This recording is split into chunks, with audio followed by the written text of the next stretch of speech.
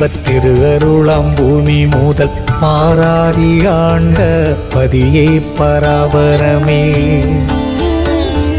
கண்ணார கண்டோர் கருப்பொருள் காணாமல் அருள் விண்ணூடிருந்த இன்ப வெற்பே பராபரமே. சிந்தித்த எல்லாம் என் சிந்தை அறிந்தே உதவ வந்த கருணை மழையே பராபரமே.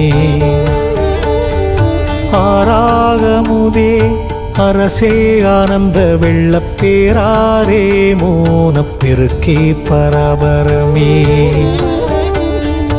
ஆரறிவார் என்ன அனந்தமறை ஓலமீடும் பேரறிவே இன்பப் பெருக்கே பராபரமே. உரையிறந்த அன்பர் ஊழத் தோங்கொழியாய் ஓங்கி கரையிறந்த இன்ப கடலே பராபரமே. எத்திக்கும் தானாகி என் இதயத்தே ஊறி தித்திக்கும் ஆனந்தத்தேனே பராபரமே. திக்கொடு கீழ்மேலும் திருஅருளாம் பொற்பறிந்தோர் கைக்குள் வளரும் நெல்லி கனியே பராபரமே. முத்தே பவளமே மொய்த்த பசும் பொன் சூடரே சித்தே என் உள்ள தெளிவே பராபரமே. கண்ணே கருத்தே என் கற்பகமே கண்ணிறைந்த பின்னே ஆனந்த வியப்பே பராபரமே.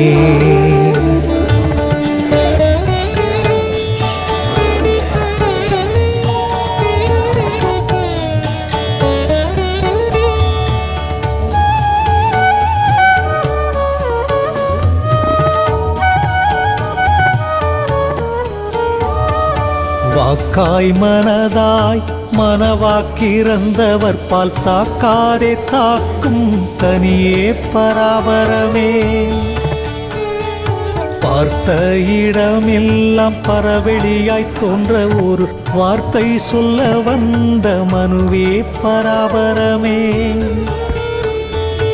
ஆனந்தம் மண்ணின் அந்தம் வைத்து வைத்து பார்க்க எனக்கு ஆனந்தம் தந்த அரசே பராபரமே.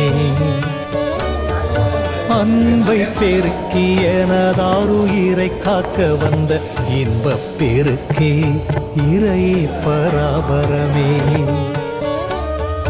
வானம் எல்லாம் கொண்ட மௌனமணி பெட்டகத்து காண பணியான அணியே பராபரமே.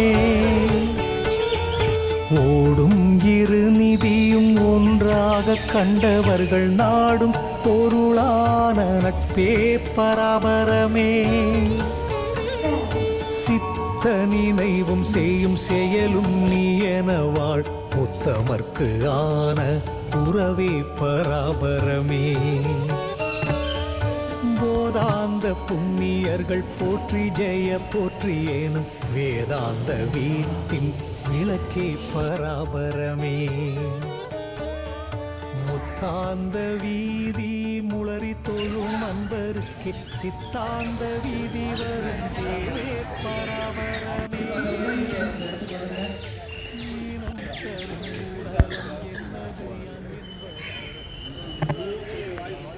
நண்பர்கள் அனைவருக்கும் வணக்கம். பசுமை நடை தொடங்குகிறது. 18 ஆண்டுகள் சார். 18 ஆண்டுகள் இன்னொரு அடுத்த மாதம் 19வது ஆண்டுக்குள்ளே போயிடுவோம், செப்டம்பர் மாதம்.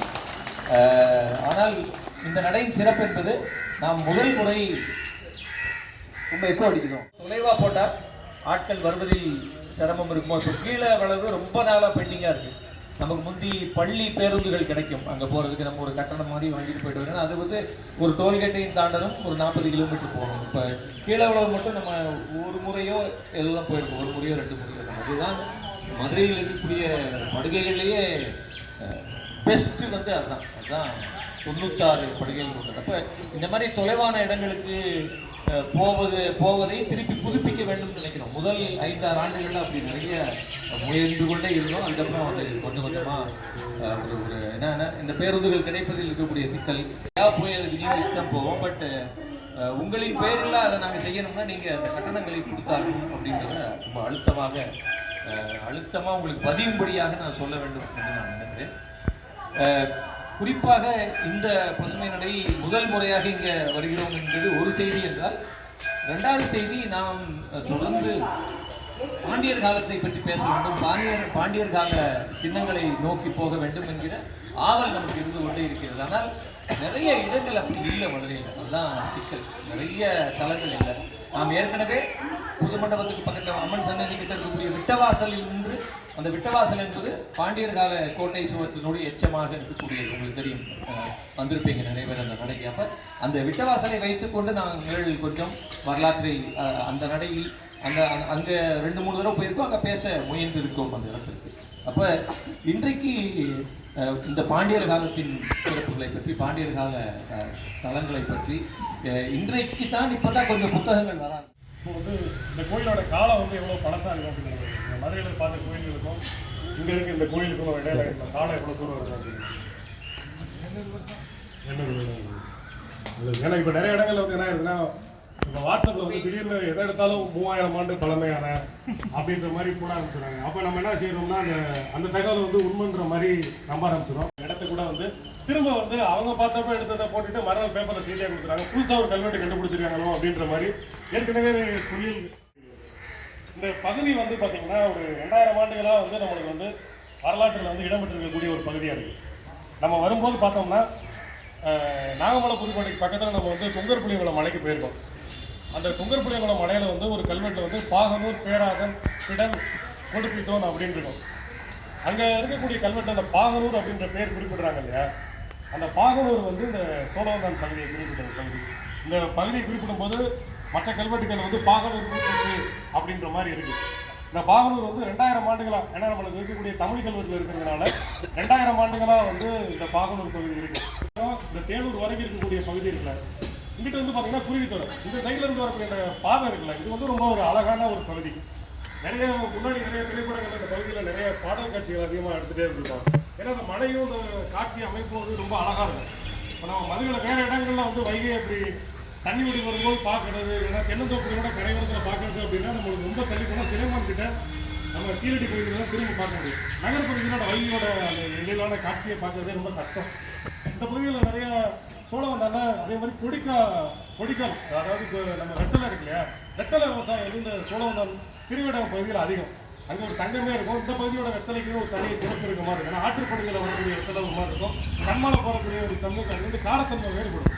இந்த மாதிரி இந்த பகுதி வந்து தொடர்ச்சியாக வந்து என்ன சொல்றது, வரலாற்று பகுதிகளில் இருந்துகிட்டே இருக்கு. இப்போ வந்து அடுத்து பார்த்தீங்கன்னா இந்த ஊரில் வந்து இந்த கல்வெட்டுகள் இதெல்லாம் ஆரம்பிக்கிறதுக்காடி நம்ம வந்து சங்ககால பாண்டியர்களை பற்றி நம்ம வந்து மலைகளில் பேசியிருக்கோம். குறிப்பாக சொல்லணும் அப்படின்னா மாங்குளம் மீனாட்சிபுரம் மலையில் வச்சு மதுரை கொண்ட கோப்பரகேசரி அப்படின்னு சொல்லி பெருமையாக வச்சுக்கிறாரு, அந்த பேர் சூடிக்கிறாரு.